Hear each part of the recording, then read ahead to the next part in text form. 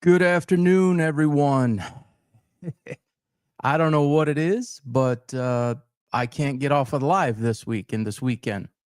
The world, sports world, is full of news. We thought maybe LeBron, 50-50 chance he would retire. Instead, we got a Hennessy commercial, which unfortunately means that we're stuck with him for 2 more years because he's never going to retire in season. He will always announce his retirement before the season. But that's not why I'm here to talk. I'm here to talk about what we just found out just a little bit ago. And I'm here to talk about it. So, quick rundown for any new people that are joining. January 19th of 2025, I was the only person in the world to predict Shedeur Sanders as a fifth-round draft pick. That's January 19th, obviously way before the draft. I said he would be a clipboard holder, not a starter, which ended up coming true. I warned the Cleveland Browns to stay away. They drafted him anyway. The day after or 2 days after the draft, whenever that video was cut, I said that it was Dillon Gabriel's team. And I also said that Shedeur Sanders would be out of the NFL, I believe I said, in three years or less. I believe that timeline's actually gotten accelerated a little bit. So today's events, in my mind, here's what I think it changes. Absolutely nothing. This is much ado about nothing at all. This is the next step in a process. Before I get into the details, in my opinion of that, props to the Cleveland Browns. Props to the Bengals, because that's a good move for where they're at and what they got going. Jake Browning can't, you can't fool around and blow your whole season. You got to give yourself a chance. Flacco's not the answer, but it's probably an upgrade from Browning. He can at least get the ball, and he's an awesome deep thrower, and you got Jamar Chase and Higgins, and that makes sense. But to the Cleveland Browns, props, because you just recovered your fifth-round draft pick. And you did it in a way that maybe you thought was possible, but kind of was seeming unlikely. Something opened the door. The opportunity presented itself, and you were able to offload a 40-year-old guy, maybe 41 now, I'm not even sure, for a fifth-round draft pick, which you wasted on Shedeur Sanders. So that's the Flacco part. Good on Cleveland, good on Cincinnati, good for both teams, probably better for Cleveland. So credit to Andrew Berry, Stefanski, the team, whoever's involved in this in Cleveland. If I was you guys, I'd be super, super stoked about this. That is a great pivot and a great recovery to righting a wrong. All right, so as I saw somebody on X just a little bit ago when the news first broke, they said, no, that's not true. It's a Dillon Gabriel playbook. Stop saying that. I hate the media, and why do you guys do this? And then little by little, more outlets started to release the news, and you knew that it was authentic and it wasn't one of those fake deals. So the natural progression here based on today, what is today? October 7th? Today on October 7th at 2:15, it makes sense. Dillon Gabriel's your number one.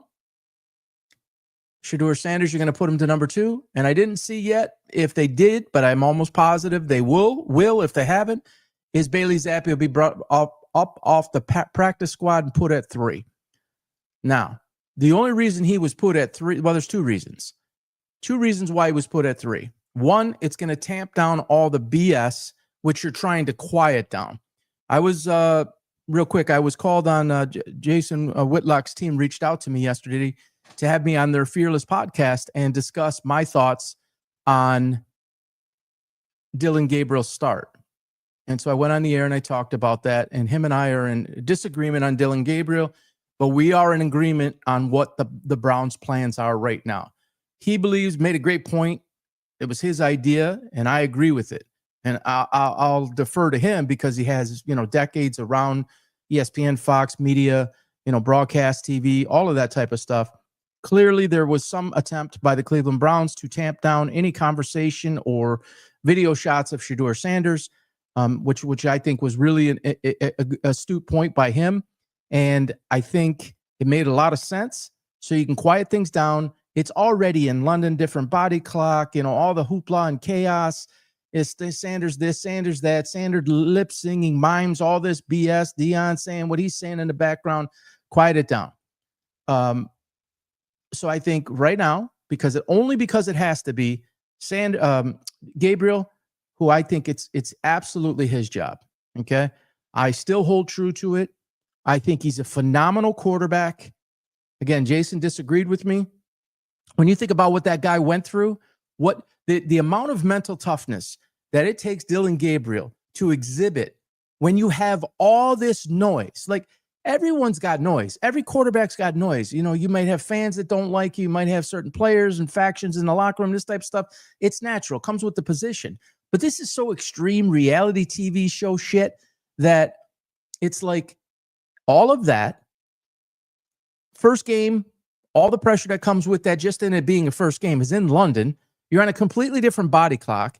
You're playing a good Minnesota team against, arguably, and I don't even know if it's even arguably, without question, the most complex defensive coordinator and blitz schemes run by Brian Flores in Minnesota. He's known for it. He's fantastic at it. And he loves to rattle rookies. And I thought that Gabriel acquitted himself phenomenally when you factor in everything. And it was a vanilla game plan. He did everything he was supposed to do. And guys, look at the film. And I'm not the big film guy. My guy, John Frischella, NFL Frischella on X, you know, him and so many others, they break down film. I love those guys, arrows and all this type of stuff. I don't do that. I talk more about the mental side from a coach's lens, from being a longtime coach, even though it was basketball. It's applicable across the spectrum of sports. And I always get to the why, not necessarily the arrows, because before you ever get to the arrows and the movement and the lanes and all that stuff, it's up here. And the mental side is 50% or more important than the actual athletic side. And the execution of an athlete's ability comes from the mental side. So I on Jason's show, I broke that all down. Dylan Gabriel's the starter. I really don't think that's going to change. Now, that 800-pound elephant in the room, that really, really expensive elephant in the room, used to be one of my favorite quarterbacks until everything happened and basically the dude's life fell apart. And I'm talking about none other than Deshaun Watson. Loved him at Clemson. Loved what Dabo Swinney had to say about him. Was a huge guy. He won me a fantasy football championship. I had him and Kamara in their prime on the same team. You can probably see why I won. People are like, how did you pick both of those up? No, it's what I do. I tend to see people before a lot of other people do. We saw a couple of years in Cleveland, didn't go so well. Did not go so well. And maybe it's because of what the guy was doing in his life. Maybe it's because he's basically blown out every joint in his body, Achilles and both knees, and just an absolute mess. Of course, Cleveland has been a mess. He didn't have the weapons that they do now. So he's lingering. And I'm going to pop this up. Oops. This went out this morning, and I guess I had this prepped and ready to go for the occasion today. T-minus 20 days or less till I get cut or released by the Cleveland Browns, and the Cleveland Browns are on the clock. I put this out, I don't know, 10 a.m., something like that. It doesn't change my opinion. So what does that mean? I think it's Dylan Gabriel's team until he does something, if he does something, to lose the job. And that's even if Deshaun comes back and he's making all that money. You might argue Deshaun's going to see some starts. You can't play games, guys. You got to pick a guy and you got to go with it. I do not think that Deshaun is just going to be put in the game and you're going to discard Dylan Gabriel unless he totally shits the bed, which I promise you, he's not going to shit the bed. Will he 100% live up to the expectation and to my opinion of what I said he would be? Well, time will tell that. But is he going to just go out there and absolutely flounder and fail? No, I don't think so. And that's the only condition by which I think that Deshaun Watson enters the game. And remember, just like, again, back to the mental side, he could be cleared to play until the cows come home. He could be taking 10% of the snaps in practice, let's just say, of the reps. It doesn't matter. You cannot replicate or simulate a real game experience. So you're going to discard Dylan Gabriel after he did as well as he did, and that team should have won the game. They should have won the game.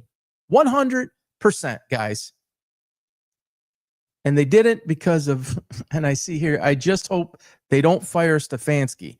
That might be the only person that I have heard lobbying for Stefanski not to be fired. I actually had to double look at it to make sure I was reading it right, because I haven't heard anybody say keep him. That's the first. I guess there's a first for everything.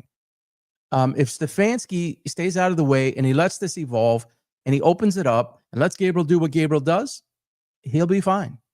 Now, over to Sanders. Guys, seriously. I will take it if I'm wrong. I mean, I literally will take it if I'm wrong. To me, what just happened today is more evidence of the graphic I just put up. This is to free up a roster spot for Watson. And if you're able to get a 5th-round pick in doing so, wow, that's a win-win. Here's what I think. See, I don't think anybody will trade for Shedeur. You know, Jason mentioned yesterday the Jets. So I'm from Detroit. You can see that. It's all over the place. I have a different screen on today. You can't see the football and the hat and stuff back here. Aaron Glenn, former defensive coordinator for the Lions, he will not accept that. First of all, they're still committed to Fields. And at this point, bringing somebody in at 0-5, it doesn't change anything. Their problems go way beyond the quarterback. It's not like they're a quarterback away. I mean, there are so many people away. It's actually so similar to when Dan Campbell took the Lions over. You got to break it down, rebuild the culture. You're gutting everything. You're changing mindset. Like I said, culture. Everything is different. So that takes time. I mean, the Lions started out 0-6 that first year of Campbell, I believe. 3-13, then 9-7, and only then did it start in year 3. 3-13, 9-7, then 12-4. This is before the 17-game season, and then 15-2, and then obviously we're in this year at 4-1. So he's not going to the Jets. I don't think he's not going to Carolina for Bryce Young. I don't think he's going to anybody. People want to say the Raiders. They got all the money invested in Geno Smith. They're not going to cut him.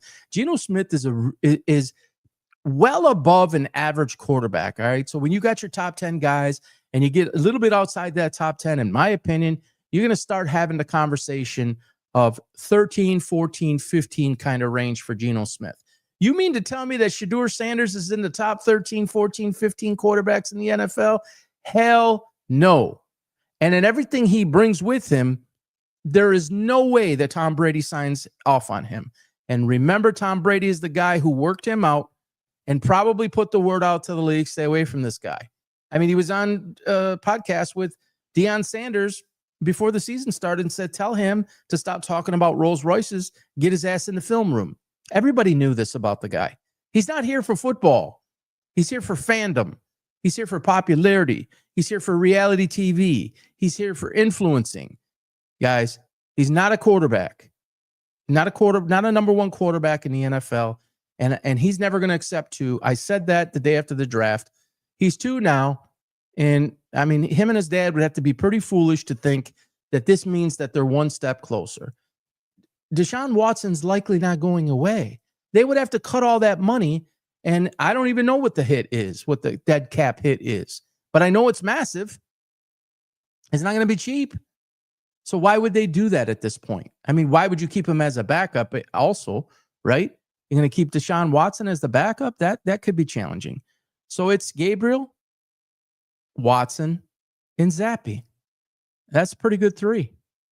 Zappe's better than Shedeur right now, but they're not going to pull him off of the practice squad today to take the number 2 spot. That is probably what should be done, but keep it like this as best you can, because he'll start running his mouth and so will his dad, and you're just going to get things in the way of what your progress is. When you saw Flacco go to 2, that told you basically everything you needed to know. Now you got an opportunity to move him. It would be silly to stay in that lane. Take what you can get. Take the opportunity. Flacco's not on your team next year. You just flipped him for a 5th-round pick. I mean, that is really smart stuff. Andrew Berry takes a shit ton of heat. I'm one that gives him a lot. But you people in Cleveland in the dog pound band, you guys got to recognize what he just pulled off. That's almost a coup. Like who trades a fifth round pick for a 41-year-old guy who just didn't perform very well? Now you could say that's Stefanski. You could say it's weapons. You could say, well, he's going to have Chase now and Higgins and all these guys that he's going to do much better. And he probably will. And yes, those are better weapons than Jerry Jeudy. They don't have better tight ends than Cleveland. I'll tell you that right now. Harold Fannin and Joko are no joke. And I watched Fannin a ton in college. He's a terrific player, really versatile. So they're a little bit behind offensively to Cincinnati. I don't even know if you can argue that Zach Taylor's a better coach than Stefanski, to be honest with you. They're both on the hot seat. But make nothing out of this. X is probably melting down right now. Everyone's probably posting their stuff. This is the moment. Even my co-host, when I said I'm going live at 2:15 with the news, and he sends me a text back and he says Shador time with a watch, and he's kidding. I mean, I think he's kidding. Luke, you kidding? Watson's cap hit is $37 million. Jeez. Yeah, so it's like, you just going to give it away, or are you going to keep it on the roster? I think he's in for 2 more years, including this year. I mean, why would you get rid of it if it's a $37 million hit? No one's going to take him. No one's going to assume the money or pay you to reimburse. So Gabriel 1 with a lock on the job. For now, Sanders 2. Watson comes back, takes 2. Zappe, who will probably be 3 now, stays at 3. So Gabriel, Watson, and Zappe. And I don't think anybody's going to trade for Shador, so I think you're probably looking at a cut. And he just becomes a free agent, on the waiver wire or whatever, and you replace this 5th-round pick. No skin, except you brought a bunch of drama. You brought some popularity. You bought some eyeballs. A lot of people have argued with me on X. Oh, number 1 selling jersey. Oh, this, oh, that. It's about them making money. Shador Sanders did not move the needle for the Cleveland Browns and Jimmy Haslam to make more money, per se. He's not even playing. So it's not like you're selling all sorts of merchandise inside the building necessarily on a every week basis. He's not even playing. And I think most people caught on to what was going on. So while all that talk and the tension is on Cleveland Browns like maybe never before, I don't even know if it was when Baker was there or when maybe Manziel. I don't even know if Baker got this much publicity for a 3rd string guy, arguably a 4th string guy. The only reason he didn't get 4th string in Zappe is because it would have made things louder. I think Cleveland's done with him. I don't think they want any part of him. If there was any hope or any notion or thought about Cleveland keeping him, what he did last week blew that clear out of the water. So I still don't think it would have mattered, but this just made it worse. It validated, cemented it 100%. So I have that 20-day clock. It's 20 days or less. It's probably quite a bit less, but I gave myself a little bit of buffer, a little bit of room there. I think you'll see the announcement come probably sometime after this upcoming game, early to mid next week. There'll be an announcement from the Browns that they're moving on from Shador Sanders. I've been right every single step of the way. We'll see if this continues. I said it a million times, the Stephen A. Smiths, the Lewis Riddicks, all of these guys, by week 12, he's going to be the quarterback. It's like, you guys do this for a living. How can you not connect the dots? How can none of you recognize how good Dylan Gabriel actually is? And how you want to blame it on the height. You want to blame it. He's not 6'3", 6'4", 6'5". Look at my video. It's up there right now, 4 minutes or so. And I explained it all. My opinion and my position, my theory on Dylan. It's like a 4-minute video. Go ahead and take a look at it, and explains that he will compensate with all sorts of other abilities and talents he has to make up for being 5'11" instead of 6'2", 3, 4, or 5. Would it be better if he was 6'5"? Probably, but he might not be as smart as he is at 6'5" because he's had to do things differently. I explain it. Go ahead and check the video. So we'll see what happens as this all goes out. But again, final take on this. Shador's gone from Cleveland within the next 20 days. It's Dylan's team. It's Shador temporarily at 2, Zappe at 3. Deshaun Watson gets cleared to play here basically any day. I think it'll be mid next week. It'll be announced. So Watson goes, Gabriel at 1, Watson at 2, Zappi at 3, and they move on. If somebody's willing to trade for him, I mean, take it. But I'm not convinced that there is even anybody that they would take that on. And if they did, it certainly is not going to be for a starter. No one's going to put him in as a starter at this point. You're going on week 6, right? It doesn't even make any sense. I don't think there's anybody just in total shambles that doesn't have a guy that could recover like a Geno Smith. Kyler Murray, never been a fan. I think he's a disaster. It's just a mess. The guy's a mess. And he's a mental. Here we go with the mental. He's not a leader. He can't carry a team. He can't make the difference on a team that is sustainable week in, week out. Just not that guy. But I don't see them doing that either, even though it's Arizona and they're known to do some crazy things like the Lions used to, like Cleveland has, like Arizona, like Jets and others. So make nothing of this, guys. This is just I think it's just a phase. If I'm wrong, I'll get every dagger and every arrow shot at me that I'll need like Secret Service protection, because everybody will come out of the woodworks. And hey, if it happens, it happens. But this has been fun. I think the ride's going to continue of predictions, and that's that. So in closing, guys, please, on X, follow me at PB Sports Talks. The show is growing. Also on YouTube, committing to YouTube again a lot more. There's like 435 or 440 videos up there. Everything, tons of basketball, NBA, WNBA, obviously football, pro, a lot about my life story, my background. All sorts of good stuff. Please subscribe on YouTube. We're at a very key number right now, or approaching a very key number of 1,000 subs. Somebody got on yesterday and said I should have 100,000 subs. No problem. Man, I hope that guy's right. That would really help the show and help us get better equipment and things like that, because you're able to start monetizing when you get past 1,000. But 1,000 still nothing compared to as if you had 100,000 or even 50,000.